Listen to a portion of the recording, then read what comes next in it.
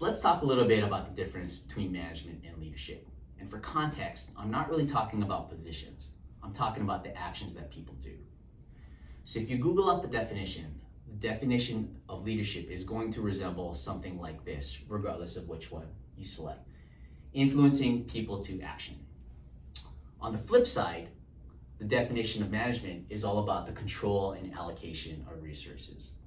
Now, obviously, leaders and managers are merged together, they're interrelated, but for the purposes of learning, it's better to separate them out.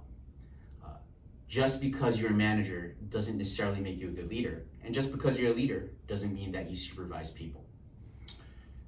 So one of the questions is, do you prefer leadership strategies or management strategies?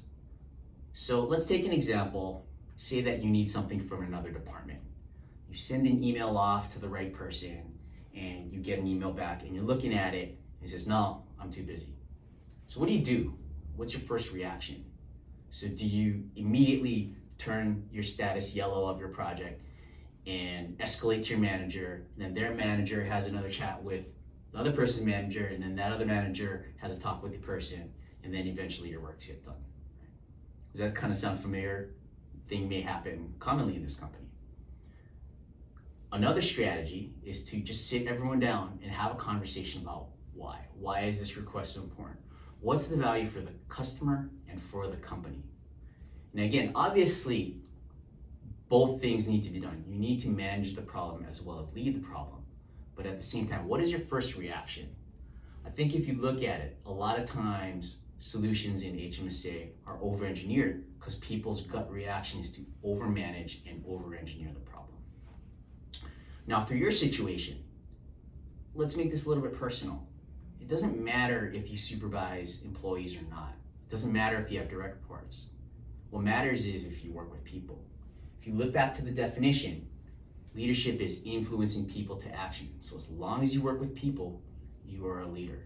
You are constantly influencing people. So take the example of a meeting. It's very easy to be unprepared. It's very easy for you to be late. It's very easy for you to be not present and disengaged. And the opposite is true. Be present, be engaged, be on time.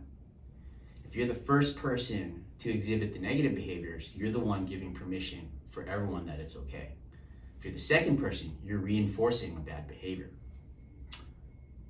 Gandhi's quoted as saying, "You must be the change you wish to see in the world." And I'm surprised that I'm quoting him. But I think the premise is important because you're constantly influencing people.